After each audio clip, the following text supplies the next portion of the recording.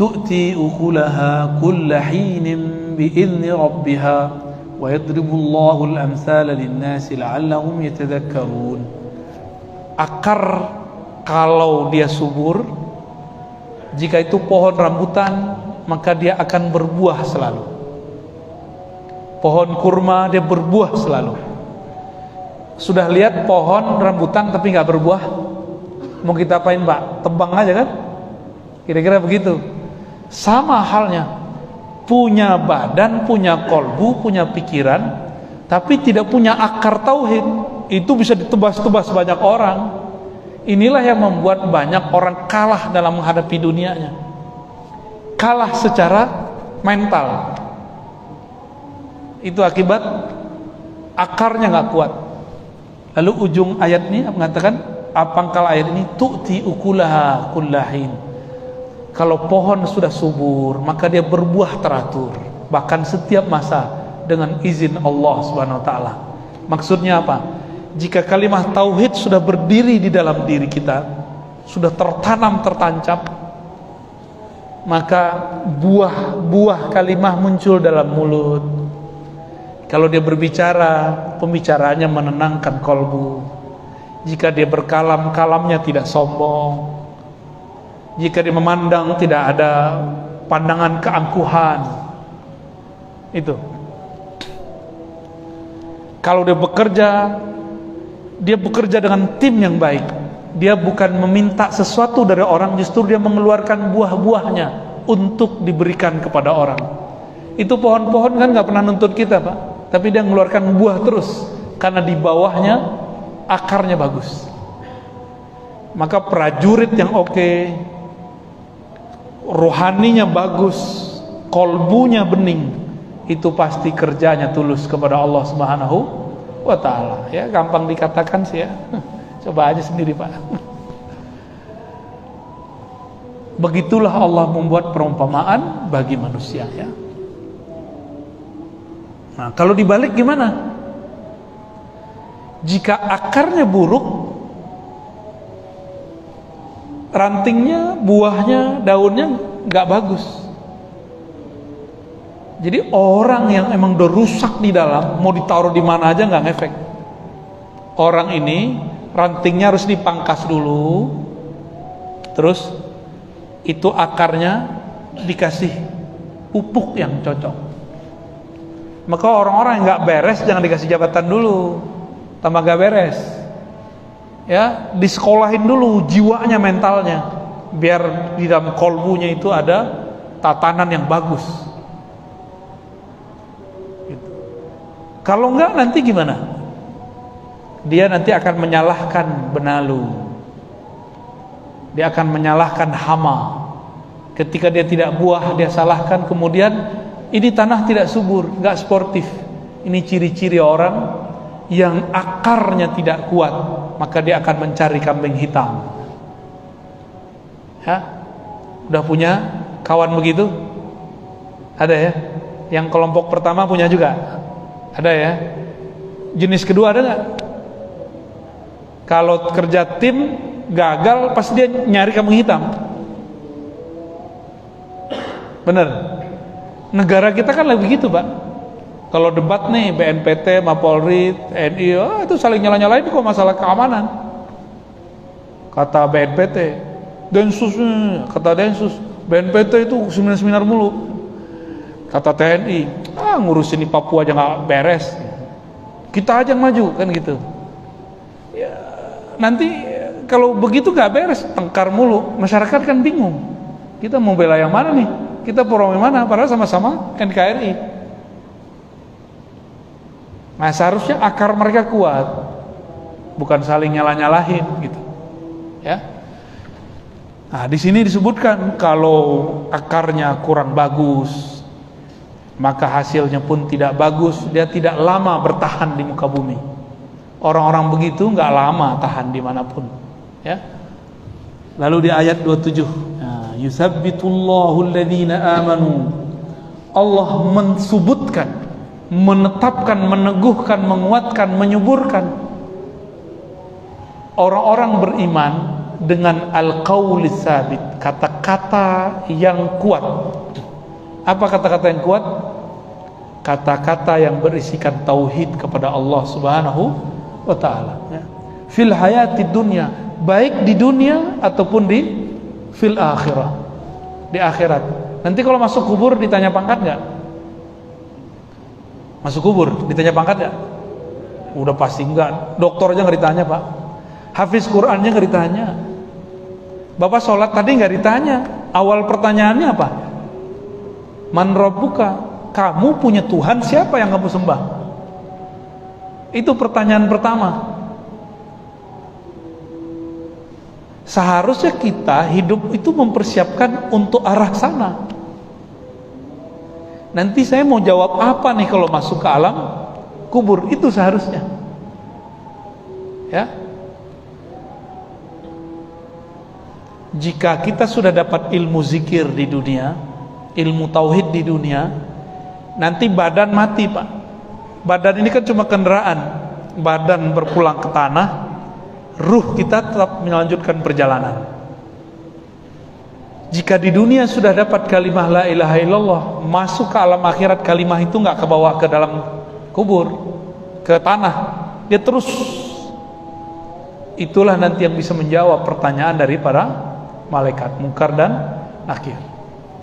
Oleh saya berdoa semoga pilar-pilar negara ini betul-betul kenal Allah Subhanahu wa taala dan menjadikan qaulus sabit, ya, kalimah thayyibah la ilaha illallah menjadi makanan hariannya, ya.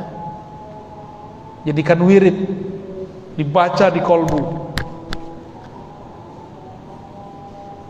Ada hadis qudsi, la ilaha illallah hisni. La ilaha illallah itu bentengku. Tapi ini benteng bukan benteng tembok. Ini benteng dari virus-virus selain Allah. Maka siapa yang sering menanam kalimat tauhid la ilaha illallah dengan teknik yang benar, sama seperti orang lagi perang, dia membuat penghalang benteng yang sangat tangguh, yang sangat kokoh.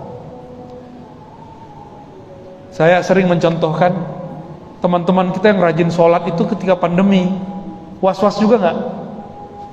Ya, yang paling lucu prajurit kok sama pandemi was-was. Gimana mau ketemu musuh fisik? Ya, kita sih waspada, iya, was-was nggak boleh. Paling kalau udah kena, Pak. Bapak nih kalau kena diisolasi, isolasinya di tempat di ruangan sendiri, wah ya salam. Kalau tidak pernah tertancap kalimat Allah di dalam kalbu, siap-siap stres. Meninggalnya bukan karena covidnya, tapi karena stres. Kalau dokter bilang komorbid itu jantung, gula, apa gitu. Kalau bagi saya, komorbid terparah itu stres. Kenapa dia stres? Dia tertekan. Ketika ditekan, dia nggak tahu cara keluar dari tekanan atau tidak bisa melawan tekanan itu. Cara menghabisi tekanan itu cuma la ilaha. Lalu apa sebenarnya makna la ilaha illallah? Nah, ini oleh-olehnya. Tapi talqinnya belum, Pak, ya, nanti. Talqinnya harus betul-betul diminta dari hati. La ilaha illallah itu maknanya banyak. Pertama, tiada yang berhak disembah kecuali Allah, itu makna pertama. Dalam membaca ini ada dua jenis hamba, satu munafik, satu mukmin. Yang munafik lain di mulut, lain di hati. Mulutnya baca la ilaha illallah, qalbunya melayang-layang. Itu munafik itu namanya. Maka supaya kita gak munafik, baca la ilaha illallah, maknai tiada yang aku sembah kecuali Allah. Tapi kalimat ini garing. Coba aja Pak, garing itu pasti. Rasanya tuh nggak ada. Nah, ada yang sudah ada punya rasa. Itu lafaz kedua. Nah, dua makna aja. La ilaha illallah berarti la fa'ila Allah. Tiada yang berbuat, yang berkuasa, yang mengatur alam semesta kecuali Allah. Saya sering mengilustrasikan. Bapak ini kan dulu waktu awal masuk kan badannya keren-keren, Pak, ya. Sekarang masih ada yang keren sih, keren dengan perut kelebihan, ya.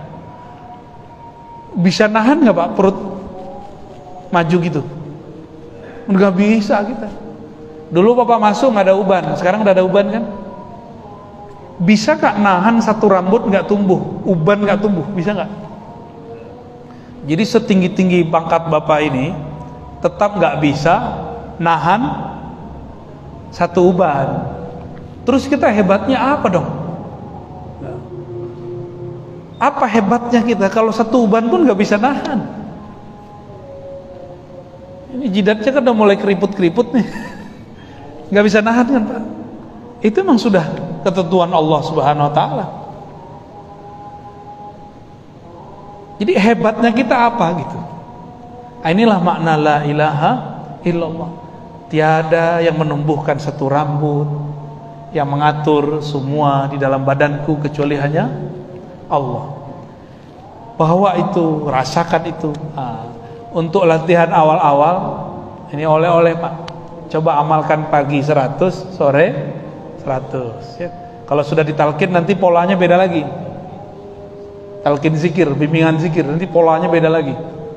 Tapi saya berharap setiap kita ini punya pegangan latihan la ilaha illallah tiap pagi sama sore. Pagi sore aja rajin. Kok bisa kerja rajin tapi zikir gak rajin? Saya mau tanya nih Pak, ini pertanyaan terakhir nih ya, sebelum kita kalau ada tanya jawab. Kalau orang kerja tapi nggak masuk-masuk, nggak melaksanakan tugasnya, gajinya dipotong nggak? Bisa-bisa dipecat, benar nggak? Allah kasih tugas, tugasmu menyembahku, berzikir kepadaku. Kita pengen dapat hasil dari zikir, tapi tidak pernah konsisten berzikir. Nanti ada hasilnya nggak? Kita supaya dapat gaji, kita berangkat pagi pulang sore. Kenapa? Untuk mendapatkan rahasia kalimat Allah tidak pernah melakukan mulai dari pagi sampai sore. Tidak pernah kan? Saya yakin nih belum ada di antara kita kecuali 1-2 orang yang belajar latihan zikir dari pagi sampai sore nggak berhenti-berhenti. Belum ada, mungkin 1-2 aja, dan itu susah ya. Apalagi Bapak ini alasannya kan tugas. Emang kita nggak tugas? Sebab kita kan tugas Pak, beda-beda tempat aja. Sibuk, kita semua sibuk. Nggak sibuk dengan orang, sibuk sama diri sendiri. Nggak sibuk dengan sehat, sibuk dengan sakitnya sendiri. Kita semua sibuk kok. Allah ngomong ya lazina amanu zkurullah zikran katsira. Hai orang beriman, zikir banyak-banyak.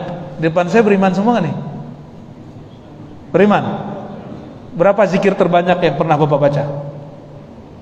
Sekali duduk 100. Minimalis Pak ya. Kalau zikir paket ekonomi, kalau gaji maunya paket apa?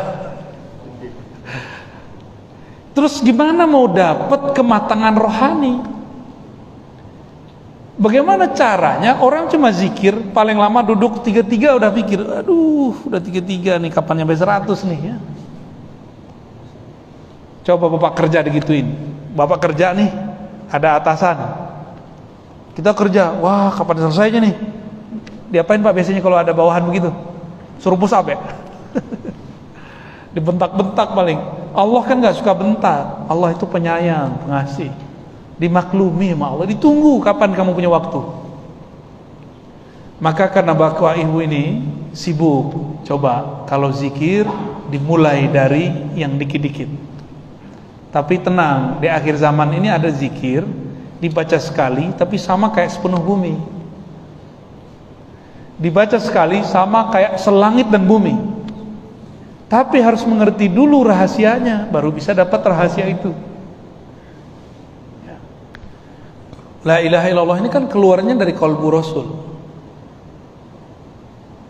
ditransfer ke sahabat lewat lisan.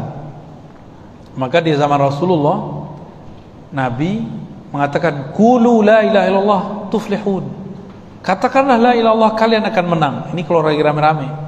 Tapi untuk orang-orang spesial seperti Sayyidina Ali ini orang cerdas. pengen dekat kepada Allah tapi cara paling gampang. Nggak pengen cara-cara berat. Kalau suruh puasa Daud kan repot, Pak. Ya, mau puasa Daud. Sayyidina Ali datang ke Nabi, nanya, wahai Rasulullah, tunjukkan aku, bimbinglah aku cara mendekat kepada Allah tapi cepat, nggak ribet, nggak muter-muter, nggak kebanyakan wirid. Kan nggak mau kan kebanyakan wirid kan? Pada sok sibuk semua. Tapi sedikit dia melejit. Kalau dibaca sedikit di sisi Allah banyak. Nah, ini permintaan Sayyidina Ali. Beliau berjasa memberikan pertanyaan itu kepada Rasulullah untuk kita semua. Apa kata Nabi? Oh mudah Ali, engkau berzikir kepada Allah sebanyak-banyaknya. Ya mohon maaf nih. Antazkurullaha zikran katsiran. Engkau banyak zikir. Sayyidina Ali ngomong, ya Rasulullah, kalau itu saya juga tahu. Yang enggak saya tahu. Jadi sahabat-sahabat ini kadang-kadang memang ngeyel juga kalau minta ke Rasul ya. Sesekali kita boleh gitu sama guru. Kalau itu saya udah tahu Pak Kiai, yang Pak Kiai punya gitu, yang Pak Kiai pakai gitu. Kata Sayyidina Ali, yang lebih aplikatif wahai Rasulullah. Nabi diam sejenak lalu manggil, ya dah Ali sini. Ini teknik. Nah, teknik ini cuma dalam talqin, tapi saya ceritakan aja.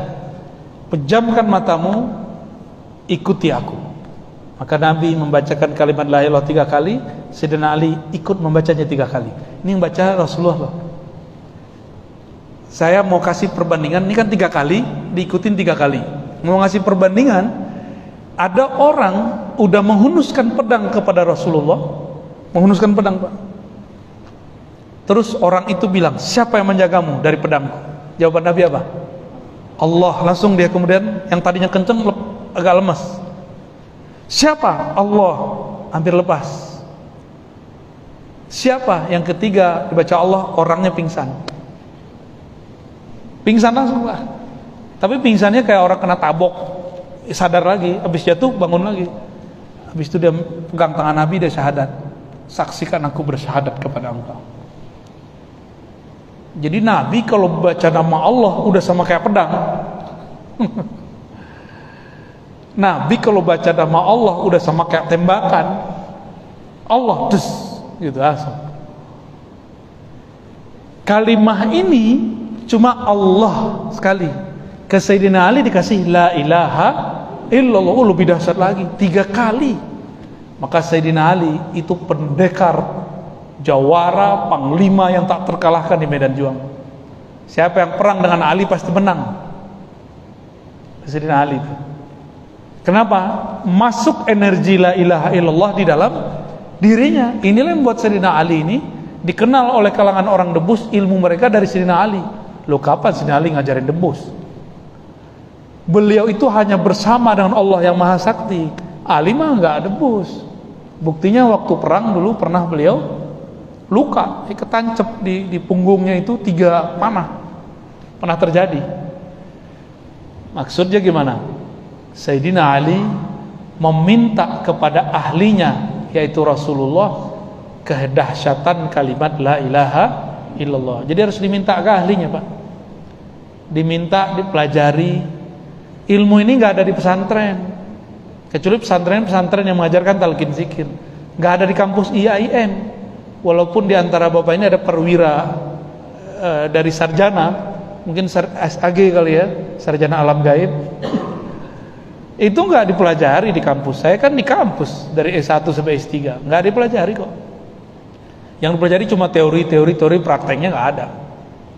Ya samalah kayak orang latihan perang, tapi belajarnya cuma di kelas, nggak pernah masuk ke hutan, nggak pernah ketemu musuh.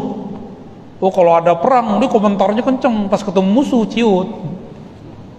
Sama lah kira-kira begitu. Itu kelompok munafik begitu, Pak. Ya. Dan sekarang kelompok munafik itu banyak. Gitu, Pak ya. Jadi minta ke ahlinya. Jangan minta ke salah orang. Kolbu, ini kajian kitab Awarif namanya. Mungkin Bapak ikut nonton. Kolbu itu tidak pernah bisa dimasuki oleh syaitan. Ini hebatnya kolbu. Tapi kolbu bisa dimasuki oleh dunia dan wanita dan tahta. plus harta, udah gitu. Oh, itu bisa masuk, Pak. Setan nggak bisa masuk. Maka setan itu mesti meracuni si wanita di kolbu kita, meracuni harta ya di kolbu kita, dan dia meracuni tahta itu. Ini kemudian 3 ini yang sudah diracuni sama dia, yang akan merusak kolbu. Dia nggak pernah bisa masuk, karena kolbu itu adalah singgasana Allah, dan Allah tidak izinkan syaitan untuk masuk ke dalamnya. Dulu sebelum Nabi Adam dicipta, Iblis itu minta izin kepada Allah, ya Rabb, izin dong mau menguasai kolbu manusia. Marahlah Allah dalam hadis qudsi. Allah mengatakan, al-kibriya uridai, yang boleh sombong itu cuma aku, kamu tidak boleh sombong.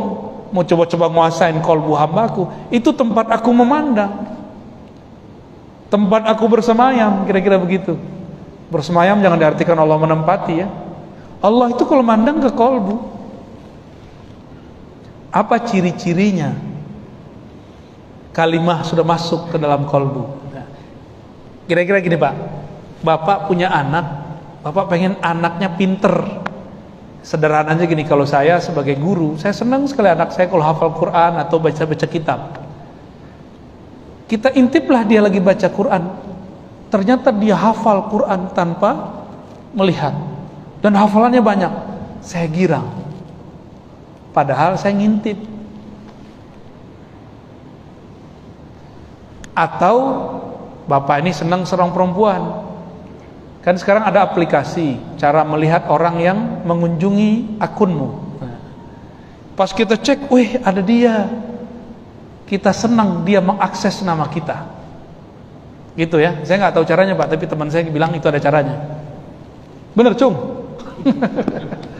Aman Cung, Muhammad Ramdhani. Ntar lagi Ramadan. Ketika saya senang nama saya di search sama orang, akun saya dikunjungi orang, Allah itu punya akun di kolbu. Kalau akunnya ini dikunjungi, kita sebut nama Allah di kolbu, Allah senang. Jika Allah senang, kolbunya bergetar Pak. Kalau kolbunya udah bergetar, dia ikut bahagia, senang. Badan kita ini kenapa sakit-sakitan? Karena kurang gerak. Kolbu kalau kurang bergerak dengan kalimah Allah, dia juga sakit-sakitan. Maka gerakkan kolbu dengan nama Allah. Itulah makna ayat surat Al-Anfal ayat 2. Iza zukirallah wajilat qulubu. Jika disebut nama Allah, kolbu bergerak, bergetar. Ustadz nggak tahu zikir kolbu, keras hatinya. Kiai nggak ngerti zikir kolbu, jadi ustadz yang sangat kasar. Jadi saya kalau ngedetek orang ceramah itu gampang aja. Apa yang dia ceramahkan, bagaimana cara dia menyampaikan. Kalam yang sama disampaikan orang berbeda, lain loh keluarnya. Benar nggak? Karena memang gelas yang isinya air bening keluarnya bening, isinya kopi keluarnya hitam. Nggak bisa dibuat-buat, mau dipoles pakai serban kayak tasbih 1000 kali panjangnya, tapi di kolbunya nggak ada nama Allah Rahman Rahim, nggak akan pernah keluar kata kasih sayang. Nyari lawan mulu, ya.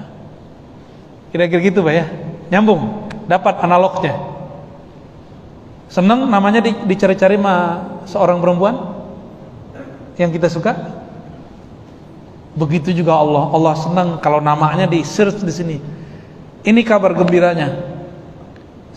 Smartphone yang kita punya itu sebenarnya adalah replika dari kolbu. Sayangnya kita bisa main smartphone tapi nggak bisa memainkan kolbu. Kalau Bapak bisa main handphone, Bapak bisa nelpon orang kan? Kalau bisa main kolbu, kita bisa nelpon hati orang Pak. Telepati kalau orang dulu namanya. Dulu cuma terjadi ibu kalau dia sayang sama anaknya, dia tahu anaknya sakit, anaknya tabrakan, lu ngerti ibu. Karena ibu ini punya koneksi kepada kolbu anak. Kenapa ibu punya koneksi? Karena ada rasa sayang. Yang punya koneksi mesti ada sayang dan cinta. Maka sering-sering kirim Fatihah kepada guru, kepada kekasih. Bapak ini kan sebagian jauh dari istri dan anak, bacain Fatihah untuk istri dan anak. Karena tugas ya, untuk mengabdi ke negara. Kalau mengabdi ini bukan bagian dari ibadah, udah berapa tahun nih buang-buang umur, ya nggak? Maka bapak ini harus menjadikan ngabdi ke negara bagian dari ibadah. Itu udah sama kayak saya sholat 1000 sehari, Pak. Bapak masuk kerja sehari, saya sholat mulu nggak berhenti, itu sama. Tapi niatnya harus karena ingin menjaga negeri ini. Ya dipotong-potong dikit tunjangannya karena pandemi, ya ridho-ridho aja lah ya. Tapi saya dengar nih belum ada potongan ya. Oh, di banyak kantor sudah banyak, Pak, dipotong. Paling pangkas-pangkas program paling ya. Kita ridho aja kepada Allah, karena ini ibadah. Ibadah ini kan suka-suka Allah. Kalau giliran senang ya senang, kita syukur. Kalau enggak ya kita sabar. Yang paling enak itu bukan syukur dan sabar. Sabar kita nggak kuat lama-lama. Yang paling enak itu ikhlas dan ridho. Tulus saja kepada Allah. Sabar kepada yang dia kasih. Munculkan rasa tulus. Hilang bebannya, Pak. Bapak kerja nih diperintah sama atasan, sabar, beban. Tapi kalau tulus saya terima dengan kondisi saya hari ini, langsung kerjanya bahagia itu. Ya, tugas-tugasnya akan dikerjakan dengan penuh senang hati. Sholat kenal Allah, beda dengan sholat nggak kenal Allah. Seperti bapak ini dulu mau ketemuan dengan cewek cantik, karena udah kenal dia, janjian, semangat, apa aja disiapin. Kalau perlu datang sebelum jamnya. Udah datang, dia telat 5 menit, rasanya 5 jam. Kamu kok lama sih gitu ya? Karena menunggu itu memang gak enak, Pak ya. Coba dulu masa-masa naik angkot, masih ingat gak? Naik angkot samping kita udah jualnya baunya bau minyak orang tua tuh ya, jorok, makan lagi di samping kita. 5 menit di atas angkot rasanya kayak 5 jam. Sama. Maka rasa di dalam itu bergantung kepada cinta. Bapak ini sudah lama bekerja, kalau cinta pasti rasanya sebentar. Kalau enggak ya pengen keluar mulu bawaannya. Ya bener ya, pengen keluar nggak? Baik, kira-kira itu yang dapat saya sampaikan. Semoga ini bermanfaat. Ini terima kasih nih udah disediain nih. Enak, Pak. Semoga pengurus diberkahi oleh Allah, yang hadir dapat ridha Allah Subhanahu wa taala. Negeri ini tambah makmur, negeri ini tambah diridhai Allah, keamanan Allah beri untuk negeri ini dan yang mengurusi negeri ini dan rakyatnya semua. Mari kita bacakan surat Al-Fatihah. A'udzubillahi bismillah. Ya, siratal ladzina Assalamualaikum warahmatullahi wabarakatuh.